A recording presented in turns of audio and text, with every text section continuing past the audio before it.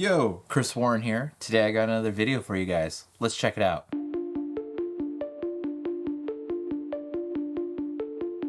Hey guys, welcome to my channel. If you're new here, my name is Chris Warren and I'm a director of photography here in Los Angeles. So in today's video, I want to talk to you guys why I went from this to this. So in my Ursa Mini Pro 12K camera build video, I talk about this 12G HDR monitor and what I really liked about it. I still love this monitor and all the features, which is why I haven't gotten rid of it. But instead, I've now upgraded to the SmallHD Cine 7. So in this video, I'm going to go over my pros and cons to each monitor and why I upgraded. So to start off, the Blackmagic Design Video Assist 12G HDR monitor. Why I got it was because this monitor is 2500 nits, 100% P3 color space, and it's 10-bit. So those three things check the boxes of what I was looking for in a monitor. Not to mention the price of this was under $1,000. The monitor itself has 2 mini XLR ports for audio, an SDI in and out, and also an HDMI in and out. Plus, the monitor also supports 2 SD cards for recording.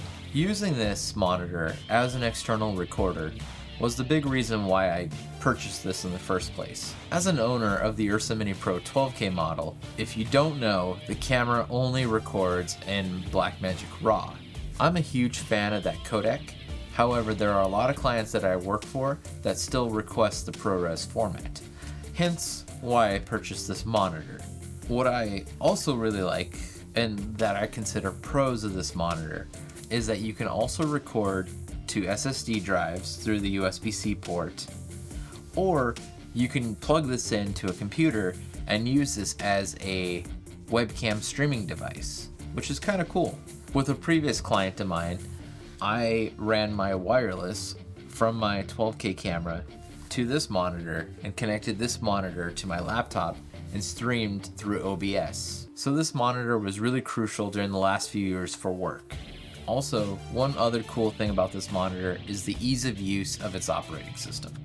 So if you know anything about Blackmagic Design and their menu system, this monitor is set up in the exact same way. And now some cons of this monitor. So one big con of this for me is the fact that the screen is ultra reflective. Even with the brightness turned all the way up for daytime shooting, I was basically looking at a reflection of myself. I'd put a sun hood on this and it was still very hard to see the image. I really do enjoy this monitor, but the reflective screen, I just couldn't handle it. Another couple cons of this monitor for me, actually, it is pretty hefty for an onboard monitor. It just added some weight to the camera build, and when I'd arm it out for shoulder handheld use, it just kind of made the build a little lopsided. I do like the build quality of this monitor. It's fantastic, but it does lean on the heavier side. Also, I didn't like the placement of the SDI in and out. Having it on the side is just not my preference. I really wish that they could move the SDI inputs to the bottom or the back of the monitor. Now let's take a look at the SmallHD Cine 7. So here's the SmallHD Cine 7 monitor. I actually purchased this monitor a couple months ago on the used market for a really great deal, and I have no regrets. So some of the pros of this monitor for me is that it's 1800 nits, 100% DCI P3 color space, and it's a 10-bit monitor. This monitor is the industry standard. Every rental house has it, and a lot of DPs trust the image that the SmallHDs give.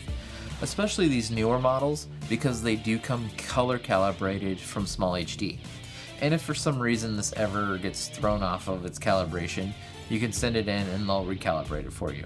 Some of the other pros of this monitor for me are the in and out placements of the HDMI and SDI inputs, which are on the bottom of the monitor. I really enjoy that. Plus, there's a few ways to power this monitor. I could swap out this Sony plate and put a gold mount plate or a V mount plate, or I can also power this with a 2-pin LEMO. So another reason why this is an industry standard monitor are the functions. What I really like about this monitor, the number one thing I love most, is the fact that it has screen capture. I can put an SD card in it and I can image capture what's on the screen. It's really handy to do that with each setup because I can look back throughout the day and kind of see our coverage and show the director screenshots of what we've captured. And I've already used that several times on different shoots, and it really has put the director or the producer's mind at ease. Another function of this monitor that I really like is that it has the EL zone. If you don't know what that is, I'll be making a video about that shortly, so stay tuned. Also, this one is lighter than my Blackmagic monitor, and the screen is not as reflective, which is very, very key. So one thing I forgot to mention is that this monitor has camera control. This one is specifically equipped with the ARRI license, so I can control an Alexa Mini, an LF, or even the new Alexa 35 just by plugging in a cable. I can then control the camera, touchscreen with this monitor. Very, very handy and helpful, especially when working with like an easy rig. You don't have to mess with the EVF. It's all touchscreen right here on the monitor.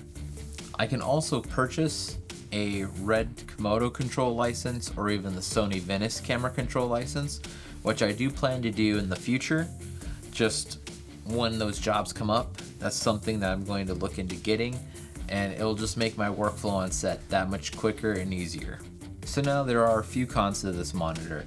The biggest one was the fact that this monitor does cost $2,200 new, and that was one of the reasons why I held off so long on getting one of these, was because it is expensive. Also, if you guys have ever used these and leave them on throughout the day, it does get hot to the touch, so just be careful of that. That's something that I wasn't used to with my Blackmagic monitor. It never got hot and never overheated, even while using it in the desert in the middle of summer and 115-degree weather. It still held up. This, I'm a little curious on how it's going to perform out in the desert. And also another con, although there is Velcro on this for a sunshade, there actually is no top mount, which I actually kind of really wish there was a top mount, because I do like the BNC placements on the bottom. I can just top mount to my camera. But I've been making it work. I do like that there's side mount options. As you can see, I have a quick release here, so I can just put it on my arm and take it off with ease.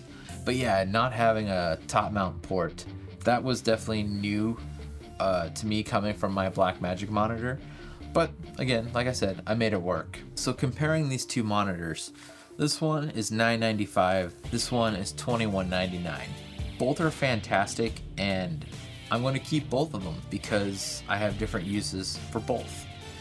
This SmallHD Cine 7 is now my on-camera monitor. It's the industry standard. I trust it. It's reliable. I can eventually throw on a Teradek wireless module to it and use it as a director's handheld, or I can even, get the additional licenses, and this can control 3 different higher end cameras. This monitor, fantastic for the price. It's a built-in recorder, and it's still got the job done. This was my trusted monitor for the last few years, and I'm very grateful to have it. Blackmagic makes a solid product. So I know that there's other monitors out there that are more affordable and probably are easier on the bank account. I can't speak on those other companies because I just haven't used their products. I will say I always strive for the best equipment because I believe in buy once, buy nice, buy cheap, buy twice. And in this case, it's that same kind of motto, right? I did buy cheaper and I ended up buying twice because of the functionality of this monitor with options and functions that I wanted that this monitor could not provide me. Even though I've upgraded to this SmallHD Cine 7, is my Blackmagic Video Assist not getting love anymore? No. This now has gone into a camera cage, and it's either a director's wireless handheld monitor or it's a focus puller monitor. Now, I did compare these monitors' images side by side, and actually they're really, really close. The difference is negligible. I really had to pixel peep to see any difference between the two. Actually, it kind of surprised me how close in image quality these two monitors were, especially for the price difference. But what that price difference got me was a lot more functions and industry tools that this monitor gives me that Blackmagic just hasn't implemented yet. I am happy I now have a monitor that I can confidently trust the image coming out of it, especially for lighting and exposing with all the different camera sensors and situations these days. I now have a monitor that I can trust 100%. And because this is an industry standard product, I have been able to get a decent rental rate on this. So there you go, guys. Those are my pros and cons for each monitor and why I upgraded to the SmallHD. I'm actually looking forward to using it on more jobs this year and for many more years to come. Keep an eye out for more content, as I'll be going through a really cool function that the Cine 7 has that is kind of a new way of exposing. So keep an eye out for that video to come. Alright guys, that about does it. Till next time, peace.